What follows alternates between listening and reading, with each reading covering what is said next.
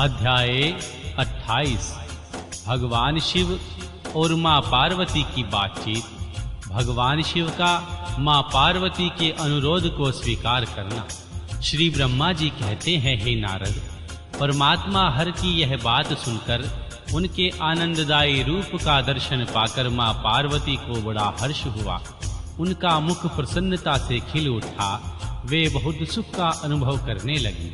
फिर उन महासाध्वी शिवा ने अपने पास ही खड़े हुए भगवान शिव से कहा। देवी पार्वती बोली, देवेश्वर, आप मेरे स्वामी हैं। प्रभो, पूर्व काल में आपने जिसके लिए हर्ष पूर्वक दक्ष के यज्ञ का विनाश किया था, उसे क्यों भुला दिया था? वे ही आप हैं और वही मैं हूँ। देवेश्वर, इस समय मैं तारकासुर से दुख पाने वाले देवताओं की कार्य सिद्धि के लिए रानी मेना के गर्भ से उत्पन्न हुई हूँ। देवेश, यदि आप प्रसन्न हैं और यदि मुझ पर कृपा करते हैं तो मेरे पति हो जाइए।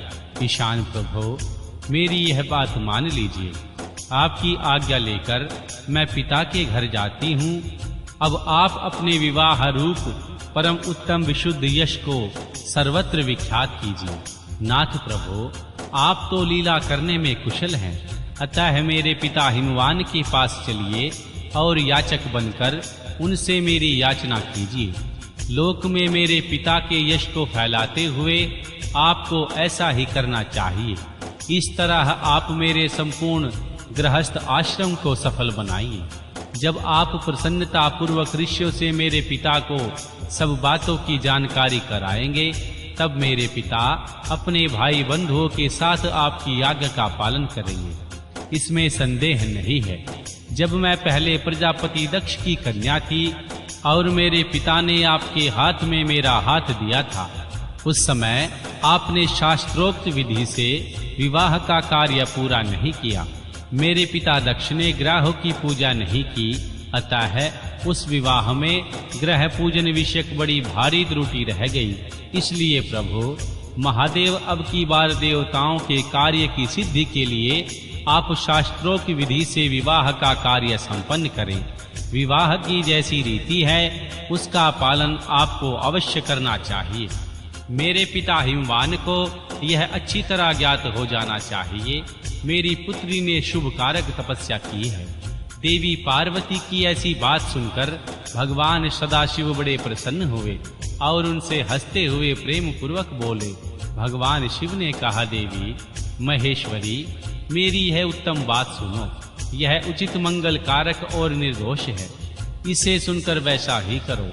ब्रह्मा आदि जितने भी प्राणी हैं वे सब अनित्य हैं। भामिनी, यह जो कुछ दिखाई देता है इसे नश्वर समझो। मैं निर्गुण परमात्मा ही गुणों से युक्त हो एक से अनेक हो गया हूँ। जो अपने प्रकाश से प्रकाशित होता है वही परमात्मा, मैं दूसरे के प्रकाश से प्रकाशित होने वाला। देवी, मैं सर्वत्र हूँ, परंतु तुमने मुझे परतंत्र बना दिया। समस्त कर्मों को करने वाली प्रकृति एवं महामाया तुम ही हो। यह संपूर्ण जगत माया ही रचा गया है। मुझ सर्व आत्मा परमात्मा अपनी उत्तम बुद्धि के द्वारा इसे धारण मात्र कर रखा है। सर्वत्र परमात्म भाव रखने वाले सर्व आत्मा पुण्यवानों ने इसके अपने भीतर सींचा है तथा यह तीनों गुणों से आवेष्टित है। देवी वर्णिनी, कौन मुख्य ग्रह है, कौन से ऋतु समूह हैं अथवा कौन सा एक दूसरे के उपग्रह हैं? इस समय तुमने भगवान शिव के लिए क्या कहा, किस कर्तव्य का विधान किया है? गुण और कार्य के भेद से हम दोनों ने इस जगत में भक्त वत्सलता के कारण भक्तों को सुख देने हेतु अवतार ग्रहण किया है। तुम ही रज सत्व तमोमयी त्रिगुणात्मिका सूक्ष्म प्रकृति हो। सदा व्यापार कुशल सरगुणा और निर्गुणा भी हो। सुमध्य में मैं यहाँ संपूर्ण भूतों का आत्मनिर्कार एवं निरीह हूँ। भक्त की इच्छा से मैंने शरीर धारण किया। शैलजे, मैं तुम्हारे पिता हिमालय के पास नहीं जा सकता तथा भिक्षुक होकर किसी तरह तुम्हारी उससे याचना भी नहीं कर सकता। गिरिजानंदिनी, महान गुणों से अत्यंत वैभवशाली महात्मा पुरुष भी अपने मुंह से देही दो यह निकालने पर तत्काल लघुता को प्राप्त हो जाता है। कल्याणी, ऐसा जानकर हमारे लिए क्या कहना चाहती हो भद्रे? तुम्हारी आज्ञा से मुझे सब कुछ करना है, अतः जैसी तुम्हारी इच्छा हो वैसा करो। महादेव जी की ऐसा कहने पर भी सती साध्वी कमल लोचना महादेवी शिवा ने उन भगवान शंकर को बारंबार भक्ति भाव से प्रणाम करके कहा। देवी पार्वती बोली, नाथ आप आत्मा है और मैं प्रकृति, इस विषय में विचार करने की कोई बात नहीं। हम दोनों स्वतंत्र और निर्गुण होते हुए भी भक्तों के अधीन होने के कारण सगुण हो जाते हैं। शंभो प्रभु, आपको प्रयत्न पूर्वक मेरी प्रार्थना के अनुसार कार्य करना चाहिए। शंकर, आप मेरे लिए याचना करें और हिमवान को दाता बनने का सौभाग्य प्रदान करें। महेश्वर, मैं सदा आपकी भक्ता हूँ, अतः मुझ पर कृपा कीजिए। नाथ, सदा जन्म जन्म में मैं ही आपकी पत्नी होती रही हूँ। आप पार ब्रह्म परमात्मा हैं, निर्गुण हैं, प्रकृति से परे हैं, निर्विकार निरीह एवं स्वतंत्र परमेश्वर हैं।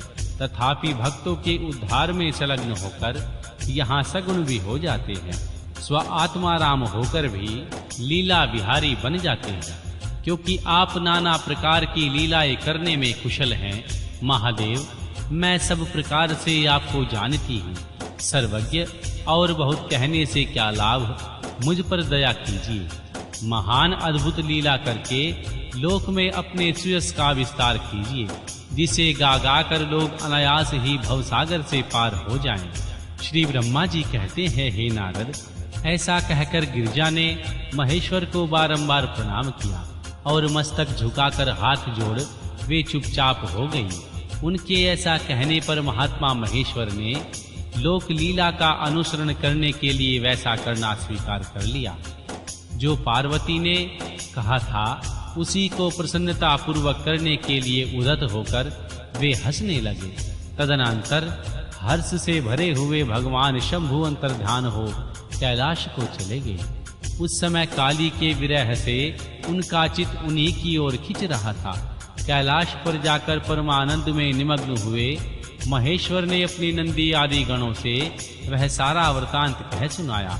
वे भैरव आदि सभी गण भी वह सब समाचार सुनकर अत्यंत सुखी हो गए और महान उत्सव करने लगे। महर्षि नारद, उस समय वहां महान मंगल होने लगा, सबके दुख नष्ट हो गए तथा रुद्रदेव को भी पूर्ण आनंद प्राप्त हुआ।